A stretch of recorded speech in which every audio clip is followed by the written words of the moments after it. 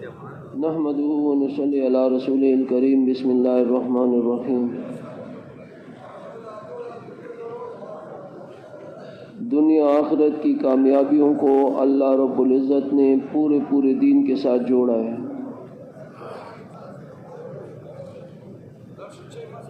یہ جس زندگی سے ہم گزر رہے ہیں، کوئی چاہتا ہے کہ میں اس میں کامیاب ہو جاؤں، اس کے لیے بھی پورا دین شرط ہے۔ اور موت کے بعد جو زندگی ہے اس میں کوئی کامیاب ہونا چاہتا ہے، اس کے لیے بھی شرط جو ہے وہ پورا دین ہے۔ جس شخص کی زندگی میں پورا دین ہوگا وہ اس دنیا میں بھی کامیاب ہوگا اور موت کے بعد ہمیشہ کے لیے کامیاب ہوگا۔ اور جس شخص کی زندگی میں جتنی دین کی کمی ہوگی وہ اس دنیا میں بھی پریشان ہوگا اور موت کے بعد بھی پریشان ہوگا۔ کامیابی کے لیے صرف ایک ہی بات شرط ہے، پورا دین۔ پورا دین جس شخص کی زندگی میں ہوگا اس کے ساتھ اللہ رب العزت کا وعدہ ہے کہ اس دنیا میں ہم اس کو پاکیزہ زندگی دیں گے۔ قرآن عظیم میں اللہ نے وعدہ کیا ہے، اللہ کے وعدے حق اور سچ ہیں۔ اس کو کہا حیاتاً طیبہ، پاکیزہ زندگی۔ دنیا میں امن چین سکون والی زندگی۔ پھر موت کے وقت جب اسرائیل علیہ السلام اس کے پاس آئے گا تو اسرائیل علیہ السلام کے آنے سے پہلے 500 فرشتے اس کو بشارت دیں گے، اس کو خوشخبریاں دیں گے کہ تجھے یہ ملے گا، تجھے یہ ملے گا، تجھے یہ ملے گا۔ یعنی اسرائیل علیہ السلام ابھی آیا نہیں ہوگا اور اس کو بشارت ملے گی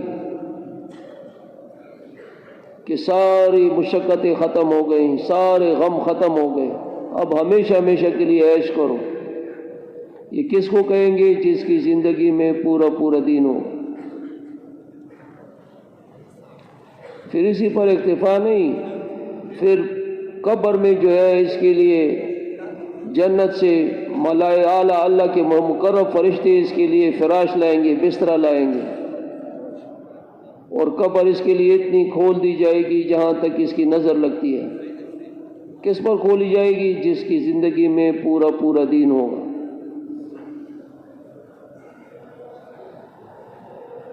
پھر اس کے بعد عالم حشر ہے، یہ عالم برزخ ہے، قبر والی زندگی۔ پھر عالم حشر 50,000 سال کا سخت دن ہے۔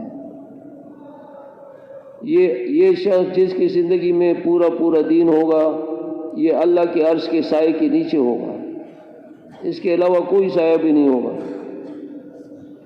بعض علماء تو یہ فرماتے ہیں کہ 50,000 سال کا دن اس پر ایسے گزرے گا جیسے فجر کی 2 رکعت سنت پڑتا ہے، لیکن شرط یہ ہے کہ پورا دین ہو۔ پھر اس کے بعد عالم صراط ہے، 3,000 سال کی زندگی ہے یہ اس پر ایسے گزرے گی جیسے آسمان میں بجلی چمکتی ہے اور غائب ہو جاتی ہے۔ کس پر گزرے گی؟ جس کی زندگی میں پورا دین ہو۔ اور پھر یہ ہمیشہ کے لیے اللہ رب العزت کا مہمان ہوگا، ہمیشہ کے لیے۔ ایسی زندگی جو کبھی ختم نہیں ہوگی۔ اور اللہ رب العزت کی مہمانی بہت بڑی مہمانی ہے، ہماری تمہاری طرح میزبانی نہیں کرتا ہے، وہ تو جیسے بڑا ہے ایسے بڑی میزبانی کرتا ہے۔ ادنا سے ادنا جنتی کے لیے اس دنیا سے، یعنی ادنا سے ادنا جنتی جو ہوگا اس کو اس دنیا سے 10 گنا بڑی جنت ملے گی، 10 گنا بڑی جنت ملے گی۔ اور جنت جو ہے یہ خواہشات کی پورے ہونے کی جگہ ہے۔ انسان کی خواہشات، ہر انسان میں اللہ رب العزت نے اتنی لمبی چوڑی خواہشات رکھی ہیں کہ ایک شخص پوری دنیا کا بادشاہ ہو جائے، پوری دنیا کا بادشاہ، اور پوری دنیا کے لوگ اس کی بات ماننے والے بن جائیں، سارے کے سارے لوگ، سارے کے سارے لوگ اس کے سامنے جھکنے والے بن جائیں، پھر بھی اس کی خواہشات پوری نہیں ہوگی۔ یہ کہے گا کہ میں آسمان پہ چڑھتا ہوں۔ خواہشات کی پورے ہونے کی جگہ ہے وہ جنت ہے۔ اس میں اللہ پاک نے بہت کچھ رکھا ہے انسان کے لیے، انسان کی خواہشات وہاں پوری ہوں گی۔ یعنی ایسی ایسی چیزیں ہیں جس کے متعلق آپ صلی اللہ علیہ وسلم نے فرمایا، مفہوم اس کا اس طرح ہے کہ ایسی زبان نہیں جو اس کو بیان کر سکے، ایسے کان نہیں جو اس کو سن سکیں، ایسے سوچ نہیں، ایسے دماغ تصور نہیں جس میں وہ بات آ سکے۔ ہمارے تصورات میں بھی یہ نہیں ہے جو کچھ وہاں ملنے والا ہے۔ جیسے انسان اس دنیا میں خواہش کرتا ہے کہ میرا بہت بڑا گھر ہو، وہ بہت بڑا حجرہ ہو، وہ بہت ساری گاڑیاں ہوں، نوکر چاکر ہوں، وہ بہت کا بڑا کاروبار ہو، وہ بہت ساری زمینیں ہوں، بہت سارے مربع ہوں، بہت قسم قسم کی خواہشات ہوتی ہیں لوگوں کی۔ وہاں جو چیزیں ملیں گی وہ اس کے تصورات، ہمارے اور آپ کے تصورات میں بھی نہیں ہے۔ وہاں جو کچھ ملے گا، یعنی دودھ کی نہریں ہوں گی، شہد کی نہریں ہوں گی، شراب طہورہ کی نہریں ہوں گی، اور ادنا سے ادنا جنتی کو 72 حوریں ملیں گی، 72 حوریں۔ اور جو دائی ہوگا اس کے متعلق علماء کرام فرماتے ہیں کہ اس کو تو 22 لاکھ حوریں ملیں گی، 22 لاکھ حوریں۔ اس کے مطابق اللہ پاک اس کو طاقت اور قوت بھی دے گا۔ ایسی دنیا کی طرح زندگی نہیں ہے کہ تھوڑا سا بچپنا، تھوڑی سی جوانی اور پھر بڑھاپا۔ اگر اس میں جوانی میں بھی بیماری آ جائے تو جوانی کا بھی مزہ نہیں ہے۔ پھر بہت سارے جوان پڑے ہوئے ہیں بستروں پر۔ وہاں تو انسان ہمیشہ ہمیشہ کے لیے جوان ہوگا، کبھی بڑھاپا نہیں آئے گا، ہمیشہ ہمیشہ کے لیے طاقتور ہوگا، کبھی کمزوری نہیں آئے گی، ہمیشہ ہمیشہ کے لیے خوبصورت ہوگا، کبھی اس کے چہرے پر جھریاں نہیں آئیں گی، ہمیشہ ہمیشہ کے لیے خوش ہوگا، کبھی اس کے پاس پریشانی نہیں آئے گی، بلکہ اس کی ہر ایک چیز میں، طاقت قوت میں، جوانی میں، ہر چیز میں اضافہ ہوتا جائے گا۔ روزانہ اس کی خوبصورتی میں اضافہ ہوگا۔ یعنی یہ جو اس کا دل چاہے گا، کن فیکون والی صفت بھی اللہ دے دیں گے، جو اس کا دل چاہے گا وہ اس کو ملے گا، اسی وقت ملے گا۔ اور اس طرح دنیا کی طرح خوراک نہیں ہے کہ تھوڑا سا زیادہ کھا لیا تو کھٹی ٹکاریں آ رہی ہیں اور پھر طبیعت خراب ہو گئی ہے، کوئی کسی کو ڈائریا ہو جاتا ہے، کسی کو کیا نہیں۔ وہاں تو ابھی آپ ایک سیب کھانے کو آپ کا دل کر رہا ہے، سیب کھائیں گے تو سیب کھاتے ہی جاؤ گے، کیونکہ لمحہ بلمحہ اس سیب کی، یعنی اس سیب میں جو ذائقہ ہے اس میں اضافہ ہوتا جائے گا، آپ کا دل نہیں بھرے گا۔ جو چیز جتنی بھی کھاتے ہو کھاؤ، ایک تھوڑا سا بس پسینہ آئے گا، خوشبودار پسینہ آئے گا اور سب کچھ ہضم۔ جو یعنی انسان کی خواہشات کی پورے ہونے کی جگہ جنت ہے۔ اب یہ پورا دین میری زندگی میں، آپ کی زندگی میں، ہمارے گھروں میں، ہمارے بازاروں میں، پورے عالم میں پورا دین کیسے زندہ ہوگا، اس کے لیے یہی مبارک محنت ہے جس کے لیے مجھے اور آپ کو اللہ رب العزت نے تھوڑے بہت وقت کے لیے قبول کیا ہے۔ علماء یہ فرماتے ہیں کہ آپ صلی اللہ علیہ وسلم کی محنت کو آپ صلی اللہ علیہ وسلم کے طریقے پر کریں گے تو یہ دنیا میں دین کے عام ہونے کے لیے سبب ہے۔ اب اس میں سب سے پہلی اور بنیادی چیز جو ہے وہ یقینوں کی تبدیلی ہے۔ میرا، آپ کا اور ساری دنیا کے انسانوں کا یقین اللہ کے غیر سے کٹ جائے، اللہ کے ذات عالی پہ آ جائے کہ سب کچھ کرنے والی ذات ایک اللہ کی ذات ہے۔ اللہ کی ذات حقیقی ذات ہے، اللہ کی صفات حقیقی صفات ہیں۔ اللہ کے سوا جتنی بھی چیزیں ہیں، اس میں بڑی بڑی چیزیں بھی ہیں، چھوٹی چھوٹی چیزیں بھی ہیں، اس کو مخلوق کہتے ہیں۔ اس میں آسمان بھی ہیں، زمینیں بھی ہیں، چاند سورج ستارے بھی ہیں، صحرا پہاڑ بھی ہیں، دریا سمندر بھی ہیں، انسان جنات بھی ہیں، درند پرند چرند نباتات جمادات، یہ جو کچھ بھی ہے اس کو مخلوق کہا جاتا ہے، یا یہ پیدا کی ہوئی چیز ہے یا یہ بنی ہوئی چیز ہے۔ یہ جتنے بھی مخلوق ہے یہ اللہ کے ارادے کے بغیر اپنے ذات کے اعتبار سے نہ کسی کو نفع دے سکتی ہے نہ نقصان دے سکتی ہے، یہ کچھ بھی نہیں کر سکتی۔ موت سے پہلے پہلے اس یقین کو سیکھنا ہے۔ اور اللہ کی ذات ایسے قوی ذات ہے، ایسے طاقتور ذات ہے، اللہ رب العزت سب کچھ کے بغیر سب کچھ کر سکتے ہیں، اللہ ہر چیز پر قادر ہے۔ یہ کلمے کا مفہوم بھی ہے اور اس کے معنی بھی ہے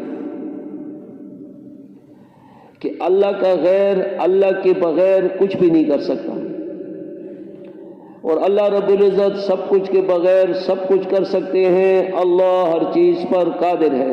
یہ ہے لا الہ الا اللہ، لا الہ الا اللہ، اس کے معنی بھی ہے، اس کا مفہوم بھی ہے، اور یہ بات ابھی میرے زبان پر ہے، اس کو ہم نے دل میں اتارنا ہے مرنے سے پہلے پہلے۔ ایک بالغ سفر ہے، اس کو دل میں اتارنا ہے۔ اگر یہ بات دل میں نہیں اتری تو یہ موت اچھی موت نہیں ہے، یہ آدمی پھر ہمیشہ ہمیشہ کے لیے ایسا برباد ہو گیا کہ کبھی آباد نہیں ہو سکتا، یہ ہمیشہ ہمیشہ کے لیے ڈوب گیا اور ڈوبتا چلا جائے گا۔ یہ اس بات کو سیکھنا ہے، کوئی ایک دن میں سیکھ سکتا ہے، کوئی ایک سال میں سیکھ سکتا ہے، کوئی باقی زندگی میں سیکھ سکتا ہے، سودا سستا ہے۔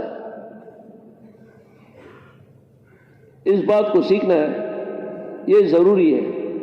مرنے سے پہلے پہلے یہ جو زبان والی بات ہے اس کو دل میں اتارنا ہے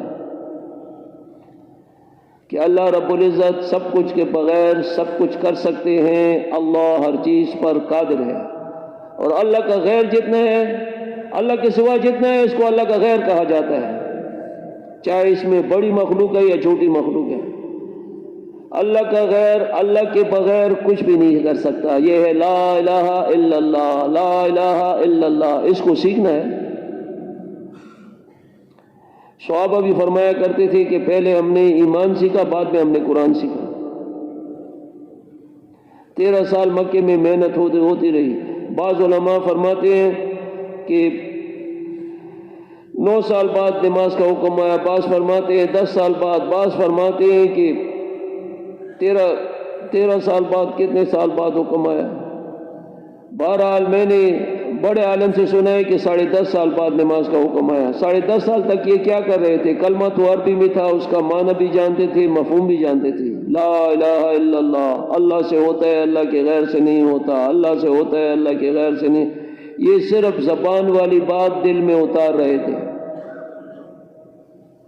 یہ زبان والے بول جو ہیں اس کو دل میں اتار رہے تھے، اور جتنا جتنا ایمان بنتا تھا نا اس کے مطابق اللہ کے حکم آتے تھے اوپر سے۔ اب نماز کا حکم ہے، باقی احکامات علماء یہ فرماتے ہیں کہ مدینے میں آئے ہیں، اب نماز بھی پڑھ رہے ہیں، شراب بھی پی رہے ہیں، جوا بھی کھیل رہے ہیں، اور بھی بہت سارے، پردے کا کوئی حکم نہیں تھا۔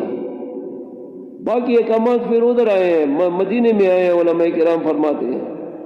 اب جتنا جتنا ان کا ایمان بنتا گیا اس کے مطابق اللہ کے احکامات آتے رہے، پھر جو بھی حکم آتا تھا تو اس کو ایک دم لے لیتے تھے، وہ کیوں؟ ایمان بنا ہوا ہوتا تھا۔ ابھی ہم اپنے ایمان کو بھی دیکھ لیں کہ ہمارا ایمان کدھر ہے اور کتنا ہے، اور اس ایمان کے ساتھ میں جنت حاصل کر سکتا ہوں کہ نہیں، میں یہ جہنم کے گڑھے سے بچ سکتا ہوں کہ نہیں۔ ہر بندہ سوچے۔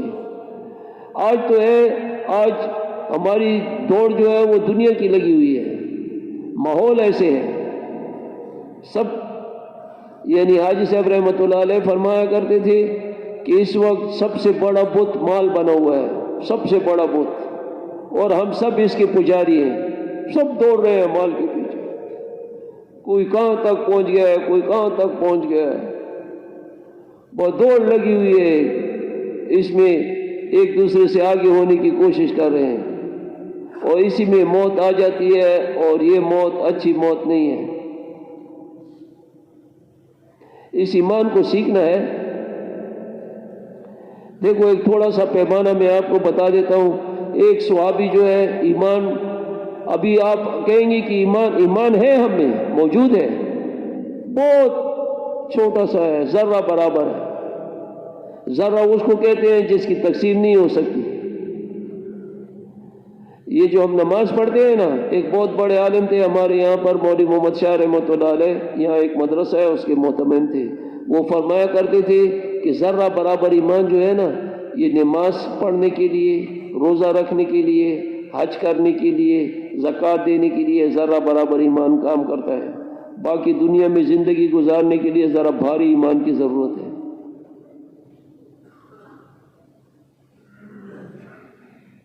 اس کو سیکھنا ہے۔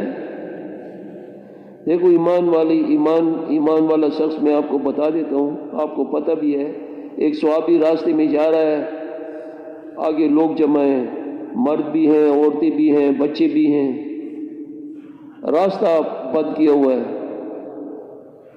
اس نے کہا کیا بات ہے؟ کہتا ہے آگے شیر ہے اس لیے کوئی نہیں جاتا ہے۔ اس نے کہا کوئی جھگڑا ہو گیا، کیا ہو گیا، راستہ کیوں بند ہے؟ کہتا ہے آگے شیر ہے، یہ گھوڑے سے اترا نہیں ہے، سیدھا گھوڑے پہ سیدھا شیر کے پاس چلا گیا۔ شیر کو کہنے لگا کہ اگر اللہ نے تجھے حکم دیا ہے کسی کے چیرنے پھاڑنے کا تو چیر پھاڑ لے، لوگوں کا راستہ کیوں بند کیا ہے؟ ایک تھپڑ مارا شیر کو اور شیر چلا گیا۔ میں تو ایسے نہیں کر سکتا، آپ کر سکتے ہو؟ کر سکتے ہو بابا؟ بولو، کچھ تو بولو نا۔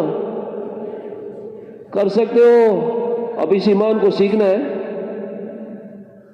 یہ ایمان سیکھو۔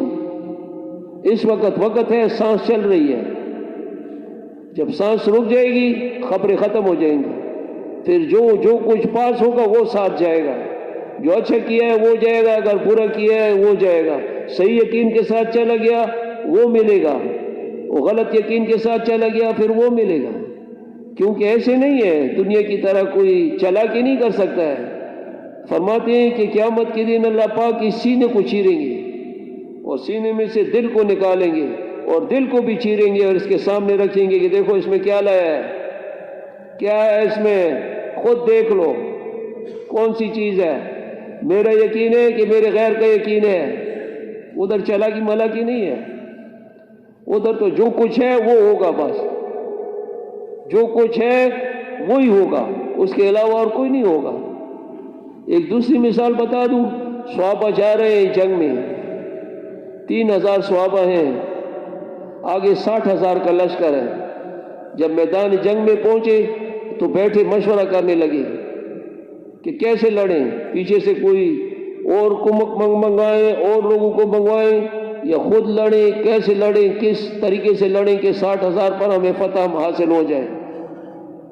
مشورہ ہو رہا ہے، مشورے میں خالد بن ولید رضی اللہ تعالیٰ عنہ ایک سپاہی کی حیثیت میں تھا۔ جب اس کا نمبر آیا، اس سے پوچھا تو اس نے کہا کہ میں اکیلے لڑوں گا۔ تو کسی نے اسے کہا کہ مذاق نہیں کرو بابا، آگے 60,000 کا لشکر ہے اور ابھی ہم یہ سوچ رہے ہیں کہ کیسے لڑائی کریں، اور آپ کہتے ہیں میں اکیلے لڑوں گا۔ کہتے میں مذاق تو نہیں کر رہا، میں سچ کہہ رہا ہوں۔ کہتے کس بنیاد پہ سچ کہہ رہے ہو؟ کہتے ہیں اللہ اور اللہ کے رسول یہ فرماتے ہیں کہ جو شخص ذکر کرنے والا ہے اس کی مثال زندہ کسی ہے، اور جو شخص ذکر نہیں کرتا اس کی مثال مردے کسی ہے۔ تو میں تو ذاکر ہوں، میں تو زندہ ہوں، اور یہ 60,000 یہ تو مردے ہیں۔ 60 لاکھ مردے بھی ہوں تو میرا کیا بگاڑ لیں گے، میں اکیلے لڑتا ہوں۔ پھر اس کو کہا کہ کچھ ساتھیوں کو ساتھ لے لو، پھر اس نے 60 آدمیوں کو خود پسند کیا۔ اس نے کہا اچھا میں خود دیکھوں گا، یعنی 3000 کے لشکر میں سے 60 آدمی اس نے پسند کیے، اور 60 آدمی نے 60,000 لشکر کو شکست دی تھی۔ وہ کوئی بہت پہلوان نہیں تھے، سینڈو نہیں تھے، دبلے پتلے، ہماری طرح پیٹو بھی نہیں تھے، ان کے پیٹ کمر کے ساتھ لگے ہوئے تھے، لیکن کیا تھا؟ ایمان تھا، ایمان کی بنیاد پہ لڑتے تھے۔ اب 60 آدمیوں نے 60,000 کے لشکر کو تہس نہس کر دیا، دوڑا دیا۔ ایک اور مثال بتا دوں، صحابہ جا رہے ہیں جنگ کے لیے، 10,000 صحابہ ہیں، آگے 2 لاکھ کا لشکر ہے۔ صحابہ کے دل میں صرف اللہ کی ذات کا تاثر تھا، اللہ سے متاثر تھے۔ ہم جیسے دنیا کی چیزوں سے متاثر ہیں نا، جس کی کوئی بھی چیز دیکھتے ہیں تو ہماری رال ٹپکتی ہے، ایک دم یہاں سے وہ نکل آتا ہے سب کچھ، وہ کپڑے بھی خراب ہو جاتے ہیں۔ بس دیکھتے ہی رہ جاتے ہیں کہ او ہو یہاں تک میں کیسے پہنچوں گا۔ صحابہ کی ذات اللہ کی یعنی اللہ کی ذات سے متاثر تھی، چیزوں کا تاثر نہیں تھا، مخلوق کا تاثر نہیں تھا، نہ چھوٹی مخلوق کا نہ بڑی مخلوق کا۔ ابھی 10,000 صحابہ جا رہے ہیں، راستے میں سمندر آ گیا، سمندر میں نہ جہاز ہے نہ کشتی ہے نہ کچھ بھی نہیں ہے، اور انہوں نے پار جانا ہے، 2 لاکھ آدمیوں سے لڑنا ہے۔ یعنی وہاں پہ اس کو ان کا جو ذمہ دار تھا امیر تھا، امیر نے کہا کہ تم میں ایسے لوگ ہیں جس نے کفر کی حالت میں بھی زیادتی نہ کی ہو، یعنی زمانے جاہلیت میں بھی زیادتی نہ کی ہو۔ تو فرماتے ہیں کہ 10,000 کے لشکر میں سے 600 بندے نکل آئے، اور انہوں نے کہا ہم نے زمانے جاہلیت میں بھی کسی کے ساتھ زیادتی نہیں کی۔ اچھا، ان کو کوئی اعمال بتایا، ان کو کہا کہ ڈالو اپنی سواریاں ڈالو اعمال کرنے کے بعد اور سمندر کے پار چلے جاؤ۔ انہوں نے اعمال کیے، سواری کیا تھی؟ گدھا تھا، خچر تھا، گھوڑا تھا، اونٹ تھا، 4 قسم کی سواریاں تھیں۔ اعمال کر کے انہوں نے ڈال دیے اور اب پانی کے اوپر جا رہے ہیں، 600 بندے پانی کے اوپر جا رہے ہیں، ان کے اونٹ بھی، ان کے گدھے بھی، ان کے گھوڑے بھی۔ جب 2 لاکھ فوج نے سامنے سے دیکھا نا کہ تو پانی کے اوپر آ رہے ہیں، سب کے سب دوڑ گئے۔ انہوں نے کہا یہ تو کوئی اور بلا ہے، یہ تو انسان نہیں ہے، کوئی جن میں ہے، ان کے ساتھ تو لڑنا بہت مشکل ہے، یہ تو پانی کے اوپر چل رہے ہیں۔ وہ جو ان کا بادشاہ تھا اس کو وہ رب مانتے تھے، خدا کہتے تھے اس کو۔ وہ بادشاہ کے پاس چلے جائے کہ ہم تو نہیں لڑ سکتے، یہ تو کوئی اور بلا ہے۔ تو اس نے کہا ان کو بلاؤ، ان پر روب بھی ڈالتے ہیں، دیکھتے ہیں کہ کیسے لوگ ہیں۔ ایک صحابی کو بلایا، اب اس کے لیے 1 لاکھ فوج ایسے کھڑی کر دی اور 1 لاکھ فوج ایسے کھڑی کر دی، اور ان کو بہترین قسم کا اسلحہ جو تھا اس وقت کا وہ دیا ان کو۔ وہ لوہے کے ایسے وہ ذرے ہوتے تھے کہ تلوار مارو تو تلوار ٹوٹ جائے، ان کو زخم نہ آئے، لوہے کے خرد ہوتے تھے، ٹوپیاں ہوتی تھیں، وہ اس پر اگر تلوار مارو تو تلوار ٹوٹ جائے اور اس کو زخم نہ آئے، بہترین قسم کے۔ اور جو اسلحہ اس وقت تھا، تیر کمان یا جو کچھ بھی تھے، وہ بہترین قسم کا اسلحہ، اور اٹینشن کھڑے ہوئے تھے، سارے چمک رہے تھے، یوں بھی اور یوں بھی۔ یہ گزرتے آخر میں بادشاہ بیٹھا ہوا تھا تو اس کو بڑا ٹائم لگ گیا، گدھے پہ جا رہا تھا، تلوار بھی اس کی کھوٹی سی تھی، تلوار پہ وہ جو ہے چیتڑے، پرانے کپڑے کے ٹکڑے وہ لپیٹے ہوئے تھے۔ اب یہ جا رہا ہے، بیچ میں سے جاتے جاتے اس کو بڑا وقت لگ گیا۔ پھر جاتے ہی اس نے جب وہ اس کے تخت کے ساتھ اپنے گدھے کو باندھا اور اترا، پہلی بات جو اس نے کی نا، ایک بہت بڑے عالم سے میں نے سنا ہے کہ اتنے سارے بت کدھر سے لائے ہو، ان کو صاف کون کرتا ہے، یہ تو سارے چمک رہے تھے، اتنے سارے بت کدھر سے لائے ہو؟ بت جانتے ہیں آپ لوگ؟ بھائی بت جانتے ہو؟ سن رہے ہو کہ ہاں جانتے ہو کیا ہوتا ہے؟ لوگ کیا کرتے ہیں؟ پوجا کرتے ہیں اس کو سجدے لگاتے ہیں، کہتے ہیں اتنے سارے بت کدھر سے لایا ہے، ان کو صاف کون کرتا ہے؟ بادشاہ نے جب یہ بات سنی تو وہ گھبرا گیا کہ یہ تو واقعی ہم نے روپ ڈالنے کے لیے اتنی فوج کھڑی کی تھی، اور وہ تو کسی چیز سے اثر نہیں لیتے تھے، سمندر سے اثر انہوں نے نہیں لیا۔ سمندر بہت بڑی مخلوق ہے، اللہ کی بہت بڑی مخلوق ہے۔ آدھا دن سفر کرو تو دوربین میں بھی تمہیں زمین نظر نہ آئے، پانی پانی ہوتا ہے، میں نے سفر کیا ہوا ہے۔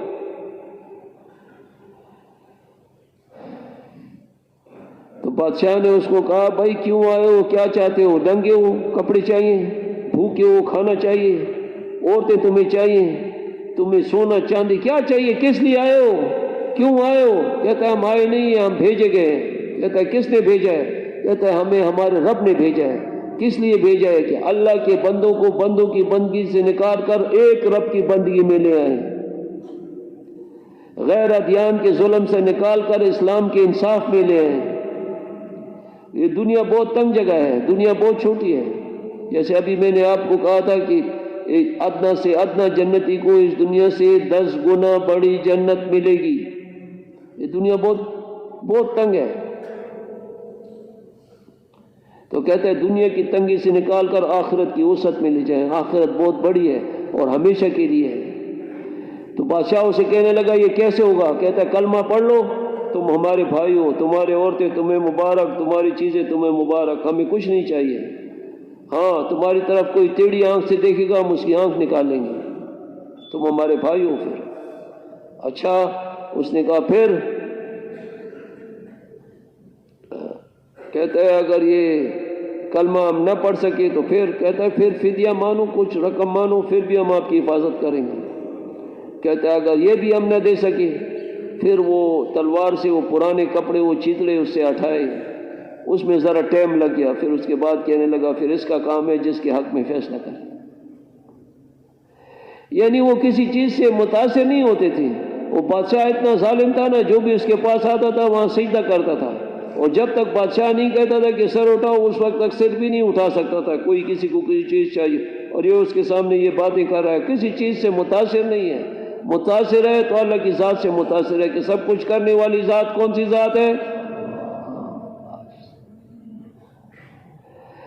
ابھی اللہ نے موقع دیا ہے اس ایمان کو سیکھنے کا۔ آپ لوگ اللہ کے راستے میں ہو، جتنی دعوت دو گے، زبان سے دعوت دو گے، ایمان بنے گا۔ ایمان ہے، اس میں اضافہ ہوگا۔ ان کانوں سے دعوت سنو گے، دعوت کے بول سنو گے، ایمان میں اضافہ ہوگا۔ جس چیز پر نگاہ جائے گی فوراً اللہ کی طرف نگاہ جانی چاہیے۔ ایک شخص کو دیکھو کہ اس میں صفات ہیں، اس شخص کو کس نے پیدا کیا ہے؟ آواز نہیں آ رہی ہے یار۔ اس میں صفات کس نے رکھی ہیں؟ جب چاہے گا اس میں سے نکال لے گا۔ ایک کوئی بھی چیز دیکھو، کوئی پھل دیکھ لو، ایک سیب دیکھ لو۔ اب سیب میں مختلف رنگوں کے ہوتے ہیں، کوئی سرخ رنگ کا ہوتا ہے، کوئی سبز رنگ کا ہوتا ہے، کسی میں 3-4 رنگ ہوتے ہیں۔ دیکھیں کس کس نے دیکھے ہیں؟ اس میں ذائقہ کس نے رکھا ہے؟ کس نے رکھا ہے؟ ہم تو کہتے ہیں فلاں جگہ کا ہے، یہ آم فلاں جگہ کا ہے، تب اس میں ایسے ذائقہ ہے۔ کہتے ہو کہ نہیں کہتے ہو؟ یہ ذائقہ کس نے رکھا ہے؟ فلاں جگہ۔ فلاں جگہ کو کون ہے جس نے اس میں ذائقہ رکھا ہے؟ اب ایک دم اللہ کی طرف نگاہ جائے گی تو ہمارا ایمان بنے گا۔ زبان سے دعوت کے بول بولو گے، کانوں سے سنو گے، جس چیز پر نگاہ پڑے فوراً اللہ کی طرف نگاہ جائے۔ اس میں یہ ذائقہ کس نے رکھا ہے؟ جب چاہے گا اس میں سے نکال لے گا۔ اور اللہ کی قدرت سے بنی ہوئی چیزوں کو دیکھو گے تو اس پر سوچو کہ اللہ نے ایسے پیدا نہیں کیے۔ ایک دن میں سفر کر رہا تھا تو میرے ساتھ بندہ بیٹھا ہوا تھا، اس کو دعوت دے رہا تھا، تو اس سے میں نے پوچھا کیا کام کرتے ہو؟ وہ 3-4 تھے۔ کہتے ہیں ہم یہ سانپ اور یہ بچو میچو اور یہ جو ہے وہ نیولا اور یہ چیزیں ہم پہاڑوں میں پکڑتے ہیں، پھر اسلام آباد میں بیچتے ہیں۔ میں نے کہا پھر کس پر بیچتے ہو؟ کہتا ہے حکومت والے کوئی یہ ڈاکٹر ہم سے لیتے ہیں، لیبارٹریوں والے۔ کہتا ہے اس سے دوائیاں بناتے ہیں وہ۔ ابھی دیکھو اس سے بھی دوائیاں بنتی ہیں۔ تو میں نے اس سے پوچھا، میں نے کہا کہ یار یہ کتنے کا، کافی عرصے کی بات ہے، یہ جو بچو جو ہوتا ہے وہ ایک خاکی سے رنگ کا ہوتا ہے، کہتا ہے یہ 10,000 میں بکتا ہے۔ وہ ایک کالے رنگ کا ہوتا ہے، کہتا ہے یہ 20,000 میں بکتا ہے۔ پھر اس نے وہ سانپوں کی قسمیں بتائی کہ یہ فلانا سانپ اتنے میں بکتا ہے، فلانا، اور سانپ کے ساتھ جو لڑتا ہے نیولا اس کو کہتے ہیں، ہمارے پشتوں میں تو اس کو پتہ نہیں، سربونا کہتے ہیں، یا وہ 3 لاکھ میں بکتا ہے۔ اس وقت مجھے وہ کہہ رہا تھا، کہتا ہے میں نے کہا آپ کدھر جا رہے ہو؟ کہتا ہے ابھی ہم گاؤں جا رہے ہیں، اسی کوہاٹ کے علاقے کے تھے، اور وہاں ابھی پہاڑوں میں جائیں گے، ان کو پکڑیں گے، پھر یہاں سے پھر اسلام آباد لے کے جائیں گے۔ تو میں ان کے ساتھ گپ شپ لگا رہا تھا۔ میں نے کہا ابھی تو نہیں ہے بچو میچو تمہارے پاس، وہ تو زندہ خریدتے تھے، ان سے مردہ نہیں خریدتے تھے، وہ جو اسلام آباد والے ہیں۔ میں نے کہا ابھی تو تمہارے پاس نہیں؟ کہتے نہیں ابھی ہم سب بیچ کے آئے ہیں۔ میں نے کہا ہو تو میں ذرا اس سیٹ سے سیٹ بدل لوں، میں دوسری سیٹ پہ بیٹھ جاتا ہوں۔ تو اللہ نے کوئی چیز بھی بے فائدہ پیدا نہیں کی ہے، ہر ایک چیز جو ہے یہ سب ہماری خدمت کر رہے ہیں میرے بھائیوں۔ خدائی قسم ہم اشرف المخلوقات بنایا ہے، ہم سب سے بڑی مخلوق ہے۔ فرشتے بھی ہماری خدمت میں لگے ہوئے ہیں، دریا سمندر بھی ہماری خدمت میں لگے ہوئے ہیں۔ یعنی آسمان، زمین، چاند، سورج، ستارے، جتنی بھی چیزیں ہیں یہ ہماری خدمت کر رہے ہیں۔ ابھی کبھی سوچو تو صحیح اس بات پر، دن میں کتنے بکرے، کتنے دمبے ذبح ہوتے ہیں، کتنی گائیں، کتنی بھینسیں ذبح ہوتی ہیں، کیا ان میں سانس نہیں ہے؟ یہ آپ کے لیے ذبح ہوتی ہے۔ اللہ نے یہ ساری چیزیں آپ کے لیے پیدا کی ہیں، اور انسان کو یہ کہے کہ تو میرے لیے ہے، تو نے یہ چیزیں استعمال کرنی ہے، اس میں ڈوبنا نہیں ہے۔ اب تو ہم ایسے ڈوبے ہوئے نا، ہمیں غم ہی نہیں ہے۔ ایک اور پیمانہ بتا دوں آپ کو ایمان کا، اس سے ذرا اچھی طرح سمجھ میں آ جائے گا۔ شیطان مجھے کہتا ہے اس کو دیکھو، اس کو دیکھو، یہ کیا کر رہا ہے، وہ کیا کر رہا ہے، وہ کیا۔ بھائی اپنے آپ کو دیکھو، میں نے بھی تو مرنا ہے، میں نے بھی قبر میں جانا ہے، میں نے بھی 50,000 سال اللہ کے سامنے ننگا کھڑا ہونا ہے، میں نے بھی پورے صراط سے گزرنا ہے، میرا بھی تو فیصلہ ہونا ہے، میرا کیا ہوگا۔ ہر بندہ یہ سوچے، میں بن گیا، دنیا بن گئی، بس اپنے آپ کو بناؤ۔ یہ ساری دنیا بن گئی، میں نہ بن سکا، میں تو برباد ہو گیا۔ ابھی یہ بیان ختم ہو جائے، پھر آپ 2 رکعت 4 رکعت نفل پڑھ کے ایک کنارے پہ بیٹھ جاؤ، ذرا اپنے گریبان میں دیکھو، اندر سے صحیح جواب آئے گا کہ کتنے پانی میں ہو اور کتنے باہر ہو۔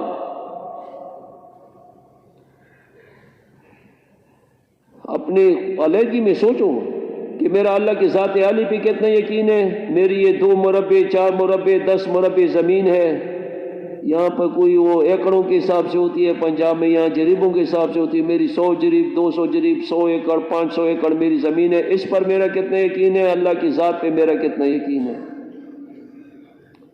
یہ میری اتنی سی دکان ہے بازار میں، میرا اس پر کتنا یقین ہے، اور میرا اللہ کی ذات عالی پہ کتنا یقین ہے کہ اللہ مجھے پال رہا ہے یا یہ دکان مجھے پال رہی ہے۔ میری 40,000 50,000 1 لاکھ 2 لاکھ 2.5 لاکھ تنخواہ ہے، پینشن ہے، اس سے میں پڑھ رہا ہوں یا میرا رب مجھے پال رہا ہے۔ اگر چیزوں کا یقین ہو، علماء کرام فرماتے ہیں کہ چیزوں کا یقین ہو تو یہ فاسد یقین ہے، اور فاسد یقین کے ساتھ موت آ گئی تو یہ موت اچھی موت نہیں ہے۔ اس کو سیکھنا ہے۔ میری زمین ہو نہ ہو مجھے کون پالے گا؟ آواز نہیں آتی ہے۔ یہ لوگوں کا کیا خیال ہے؟ کون پالے گا؟ میری دکان ہو نہ ہو مجھے کون پالے گا؟ میری تنخواہ ہو نہ ہو مجھے کون پالے گا؟ بس یہ سیکھنا ہے۔ یہ بات ابھی زبان پر ہے، اس کو یہاں اتارنا ہے، ایک بالغ سفر ہے، اور اس کے لیے جان مارنی ہے۔ جان مارو گے تو سیکھو گے، جان نہیں مارو گے تو نہیں سیکھ سکتے۔ ایک میواتی ہے، میواتی حضرت جی رحمۃ اللہ علیہ کے پاس، حضرت جی کے ساتھ بہت عقیدت تھی، اس کو پیروں کی طرح مانتے تھے۔ کہنے لگا حضرت ایمان سیکھنا ہے، کہتا ہے جاؤ 3 چیلے لگاؤ۔ گیا 3 چیلے لگا کے واپس آیا، کہتے ہیں حضرت 3 چیلے تو گزر گئے، کچھ پلے پڑا نہیں۔ اچھا پھر لگاؤ، پھر چلا گیا۔ پھر ہماری طرح نہیں تھا کہ بس پھر کیسے لگاؤ، پھر واپس آیا، پھر آیا حضرت جی کو کہنے لگا حضرت 3 چیلے تو اور بھی گزر گئے اور کچھ سیکھا نہیں۔ اچھا پھر لگاؤ۔ اس طرح سے سال لگا لیا اس نے۔ اب پھر جب آیا تو کہنے لگا کہ حضرت جی کچھ بھی پلے نہیں پڑا، وہی موچی کا موچی ہوں۔ اچھا پھر اسے کہنے لگا 8 دن گھر میں گزارو پھر واپس آ جاؤ۔ 8 دن گھر میں گزارے، پھر آئے، پھر چلے گئے۔ حاجی صاحب رحمۃ اللہ علیہ فرمایا کرتے تھے کہ ایمان کی جھلک دیکھنی ہے نا تو جاؤ انڈیا کے میوات میں کام کرو، تمہیں ایمان نظر آ جائے گا کہ ایمان کیا ہے، تمہیں نظر آئے گا، نظر ان آنکھوں سے نظر آئے گا، یہ ایمان ہے۔ ایمان سیکھنا ہے، نیت سب نے کر لی ہے۔ دیکھو یہ کام جو ہے نا یہ ہماری ضرورت بھی ہے، ہماری ذمہ داری بھی ہے۔ ضرورت اس لیے ہے کہ ہم نے ایمان سیکھا نہیں ہے، اس ایمان کو سیکھنا ہے موت سے پہلے۔ اور یہ کام جو ہے یہ 2 دھاری تلوار ہے، یوں چلاؤ تو بھی کاٹتی ہے، یوں چلاؤ تو بھی کاٹتی ہے۔ یہ زبردست کام ہے۔ یہ ہماری ذمہ داری بھی ہے، ضرورت بھی ہے۔ اگر ہم ذمہ داری کو پورا کریں گے ہماری ضرورت بھی ساتھ ساتھ پوری ہوتی جائے گی، ہمارا بھی ایمان بنتا چلا جائے گا۔ ہم اور لوگوں پر محنت کریں گے، اللہ پاک ہمارا ایمان پہلے بنائے گا۔ اللہ نے قرآن عظیم میں فرمایا، مفہوم اس کا اس طرح ہے کہ جو لوگ ہمارے راستے میں جہد کرتے ہیں، نکلتے ہیں، جو لوگ محنت کرتے ہیں، ان کے لیے یعنی اللہ نے قرآن میں فرمایا، مفہوم اس کا اس طرح ہے کہ ان کے لیے ہدایت کا ایک راستہ نہیں، کئی راستے میں کھولوں گا۔ اور جس پر محنت ہو رہی ہے اس کے ساتھ اللہ کا وعدہ نہیں ہے کہ اس کے ساتھ اس کو ہدایت دوں یا نہ دوں، لیکن جو محنت کرنے والا ہے اس کے ساتھ اللہ کا وعدہ ہے، اور اللہ کے وعدے حق اور سچ ہے۔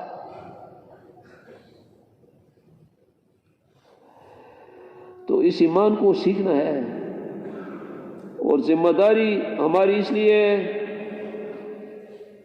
کہ میرا اور آپ کا یہ عقیدہ ہے کہ محمد رسول اللہ صلی اللہ علیہ وسلم قیامت تک آنے والے آخری انسان، آخری جن کے لیے پیغمبر ہیں۔ قیامت تک کوئی پیغمبر آنے والا نہیں ہے، اور یہ عقیدہ جس کا نہیں ہے وہ مسلمان ہی نہیں ہے۔ اب آپ صلی اللہ علیہ وسلم کے ختم نبوت کے صدقے میں آپ صلی اللہ علیہ وسلم والی یہ مبارک محنت اس امت کے ہر مرد کو، عورت کو، جوان کو، بوڑھے کو، امیر کو، غریب کو، بادشاہ کو، فقیر کو، اندھے کو، لنگڑے کو، لولے کو، گونگے کو، سب کو اللہ نے دی ہے۔ جس نے بھی کلمہ پڑھا ہے اس کو یہ محنت ملی ہے، اور اللہ نے ایک جگہ پر نہیں، قرآن میں کئی جگہ پر یہ ذمہ داری ہمیں دی ہے، اور اس کا ہمیں احساس ہی نہیں ہے۔ جس کو ذمہ داری دی جاتی ہے اس سے پوچھ ہوگی، اس سے پوچھ ہوگی، انبیاء علیہ السلام سے پوچھ ہوگی کہ بھئی ہم نے تمہیں ذمہ داری دی تھی، پھر ہم سے پوچھ نہیں ہوگی۔ ہم سارے کے سارے ذمہ دار ہیں۔ دنیا میں 850 کروڑ انسان ہیں، 850 کروڑ انسانوں کا میں بھی ذمہ دار ہوں، آپ بھی ذمہ دار ہیں۔ ہمارے گھروں میں جتنی مصروفات ہیں ساری کی ساری ذمہ دار ہیں۔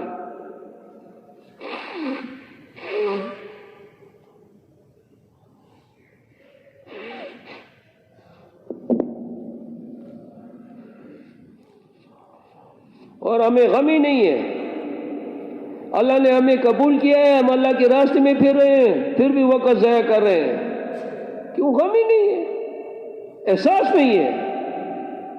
وہ شعر تھا نا، وائے ناکامی متائے کارواں جاتا رہا، کارواں کے دل سے احساس زیا جاتا رہا۔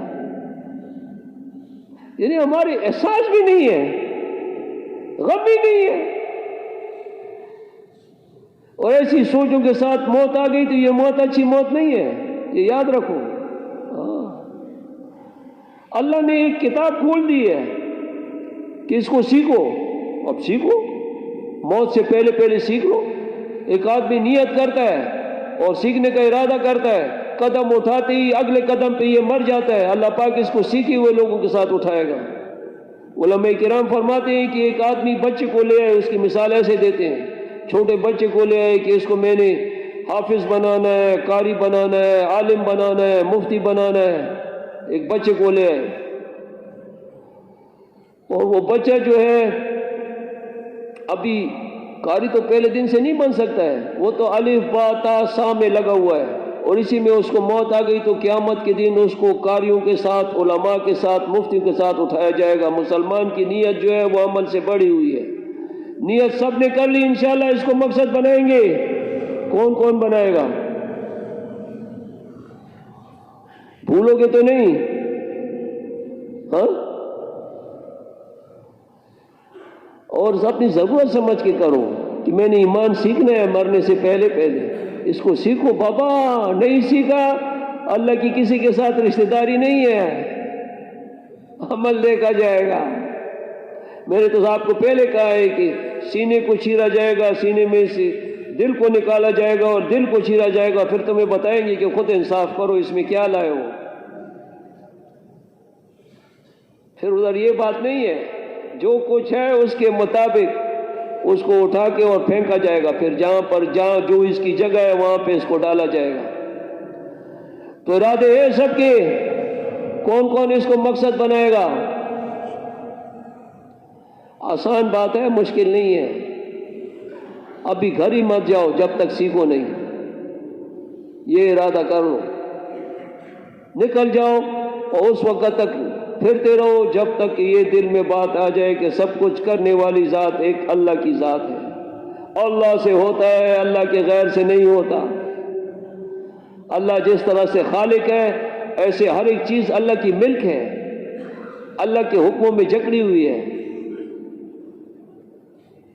ہم کہتے ہیں نا یہ ہماری ملکیت ہے، کہتے ہو کہ نہیں کہتے ہو؟ یہ زمین ہماری ملکیت ہے. کون کون کہتا ہے اس کو؟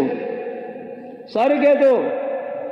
یہ دکان ہماری ملکیت ہے، یہ گھر ہمارا ملکیت ہے، یہ چونکہ ہمارے باپ دادا کا ہے. ہم اپنی جان کے مالک بھی نہیں ہیں. جان کے مالک بھی ہم جنت میں بنیں گے. کوئی ایک انگلی کاٹ کے جائے گا نا، یہ لوگ آنکھیں دیتے ہیں، مرتے وقت وصیت کرتے ہیں، کوئی گردے دیتا ہے، یہ بغیر آنکھوں کے اٹھایا جائے گا، ان کو بغیر گردوں کے اٹھایا جائے گا. ہم اس کے مالک نہیں ہیں. مالک کون ہے؟ جان کے مالک بھی ہم ادھر. ہم کہتے ہیں یہ ہماری ملکیت ہے، حالانکہ ہماری کوئی حیثیت بھی نہیں ہے، ہم کچھ بھی نہیں ہیں. ایسے شیطان نے ہمیں ہوا بھری ہوئی ہے. ہمارا ایک بزرگ ہے، وہ کہتا ہے جب آپ کبھی رات کو سو نا تو یہ بتیاں بجھا کے اندھیرا گھپ کر کے اکیلے میں تھوڑا سا یہ ذکر کر لیا کرو، میں کچھ نہیں میرا کچھ نہیں، میں کچھ نہیں میرا کچھ نہیں، تو سب کچھ تیرا سب کچھ. سب کچھ کس کا ہے؟ میں کچھ نہیں. سمجھتے ہو؟ نہیں سمجھتے، سمجھاتا ہوں. میں کچھ نہیں. اب یہ میرا ہاتھ ایسے ہو گیا، میں کیا ہوں؟ ابھی میری نظر چلی گئی، میں کیا ہوں؟ میں کیا ہوں؟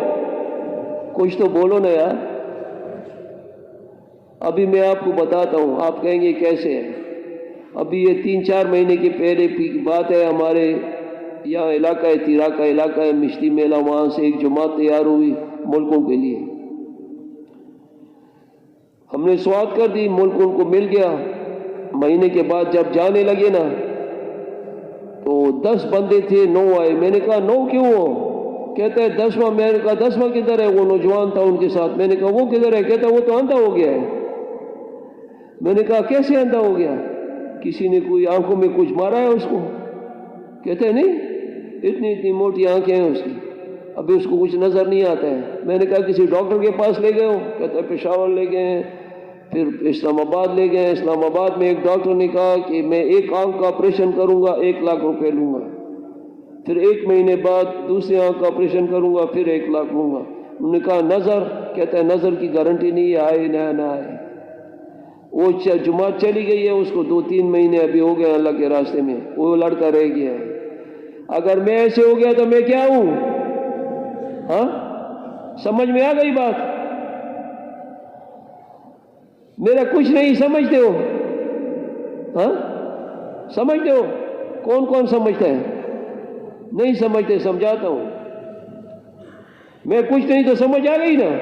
اگر یہ میرے پیروں نے کام چھوڑ دیا میں کیا ہوں؟